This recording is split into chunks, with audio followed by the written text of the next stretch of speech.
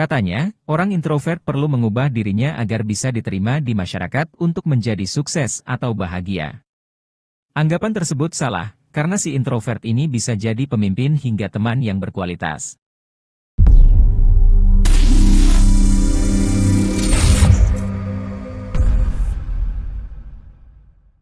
Kamu seharusnya lebih banyak berbicara dan bergaul.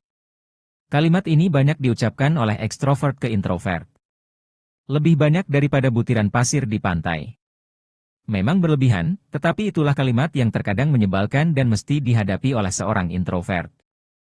Para ekstrovert melihat mereka sebagai suatu penyakit, sesuatu yang rusak dan harus diperbaiki. Mereka terus memberi introvert dorongan dan rasa percaya diri agar bisa tampil lebih proaktif. Namun, tunggu dulu, apa benar orang introvert membutuhkan dukungan atau nasihat tersebut? Cari tahu jawabannya di video ini. Enggak sedikit para ekstrovert yang terus mencoba memberi masukan pada introvert mengenai sifat mereka. Sayangnya, niat baik itu hampir selalu jatuh pada telinga yang lelah dikasihi. Mengapa? Ini karena memang tidak ada yang perlu diperbaiki dan tak ada alasan untuk dikasihani. Sayangnya, orang introvert seringkali dianggap sebagai antisosial, pemalu, bahkan orang yang muak dengan hubungan sosial.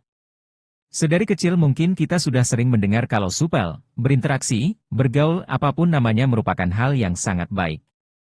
Sementara itu, pemalu dan pendiam itu jelek.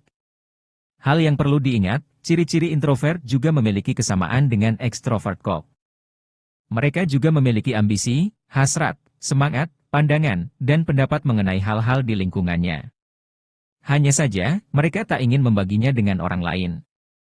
Alasannya simpel. Karena mereka introvert? Namun, adakah yang salah dari hal tersebut? Bila berbicara angka, setidaknya 50% dari penduduk Amerika Serikat adalah introvert, kira-kira sebanyak 160 juta orang. Sementara itu, diperkirakan sepertiga penduduk bumi adalah orang introvert. Jangan salah, di antara angka-angka tersebut ada orang-orang seperti Emma Watson, Elton John, Elon Musk, Barack Obama, Bill Gates, Mahatma Gandhi, Albert Einstein, Michael Jordan, Mark Zuckerberg, Steve Wozniak, hingga Larry Page. Ingat, masih banyak lagi introvert hebat dan menginspirasi seperti mereka di luar sana. Nah, apa benar mereka perlu mengubah dirinya agar bisa diterima di masyarakat, menjadi sukses, atau bahkan bahagia? Mau tahu sifat, karakter, atau ciri-ciri orang introvert? Menurut ahli di American Psychological Association, introvert cenderung menarik diri, pendiam, tenang, suka menyendiri, dan tidak tergesa-gesa atau berhati-hati. Tak cuma itu, seorang introvert juga lebih suka bekerja secara mandiri. Sayangnya, sifat atau karakter inilah yang seringkali menimbulkan berbagai masalah.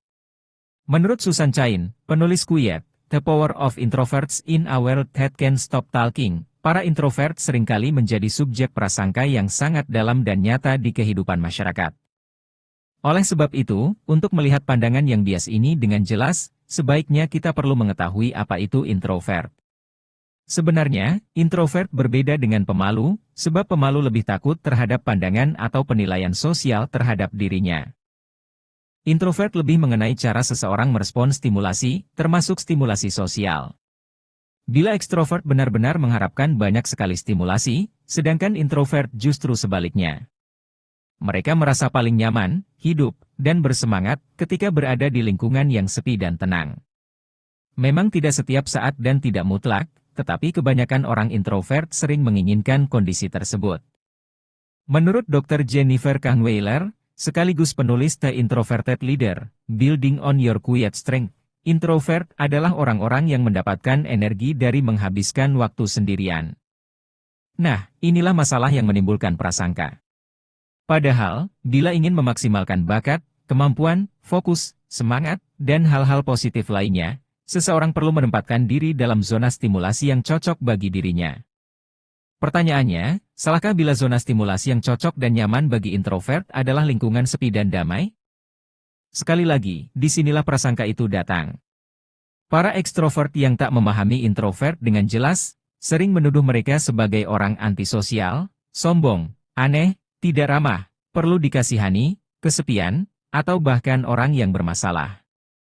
Nah, yang mesti digarisbawahi, kondisi di atas adalah suatu hal yang membuat para introvert lebih nyaman dan benar-benar hidup.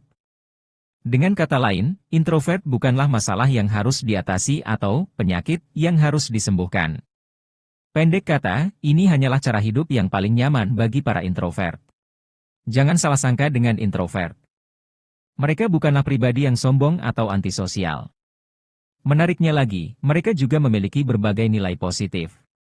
Misalnya, menurut penelitian di Wharton School of the University of Pennsylvania, Amerika Serikat, para pemimpin introvert seringkali menghasilkan kinerja yang lebih baik ketimbang ekstrovert. Sebab, ketika mereka mengolah karyawan yang proaktif, mereka akan cenderung membiarkan karyawan itu mengemukakan ide-ide mereka. Sedangkan ekstrovert, tanpa disadari akan menjadi sangat heboh dengan hal-hal yang ada di kepala mereka.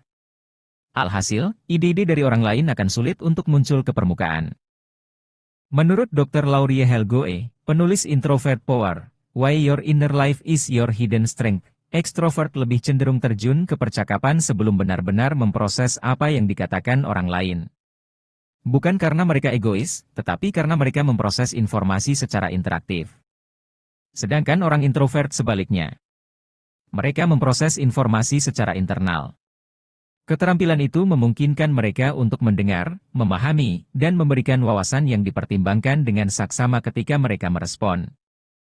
Selain kemampuan mendengar yang superior, orang introvert juga memiliki keterampilan yang cakap dalam hal observasi. Kata Beth Buelo, penulis The Introvert Entrepreneur, amplify your strengths and create success on your own terms. Meski mereka hanya duduk diam selama rapat, sebenarnya introvert berendam dalam informasi yang disajikan dan berpikir kritis. Orang introvert biasanya juga menggunakan sifatnya yang jeli untuk membaca ruangan. Mereka lebih cenderung memperhatikan bahasa tubuh dan ekspresi wajah orang. Inilah yang membuat mereka lebih baik dalam komunikasi antar pribadi. Alih-alih berteman dengan banyak orang yang mereka ajak bicara, banyak introvert akan memfokuskan energinya untuk memperkuat koneksi dengan orang yang sudah dikenalnya. Introvert justru akan merasa kelelahan dan terkuras energinya ketika berada di sekeliling banyak orang. Oleh sebab itu, mereka memilih teman dengan bijaksana.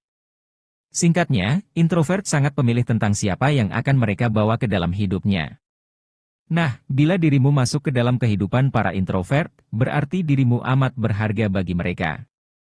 Kualitas inilah yang membuat introvert menjadi teman setia, penuh perhatian, dan berkomitmen. Nah, sudah tahu kan ada apa di balik para introvert dan cara hidup yang paling nyaman menurut mereka? Kesimpulannya, sama sekali tak ada yang salah dengan seorang introvert.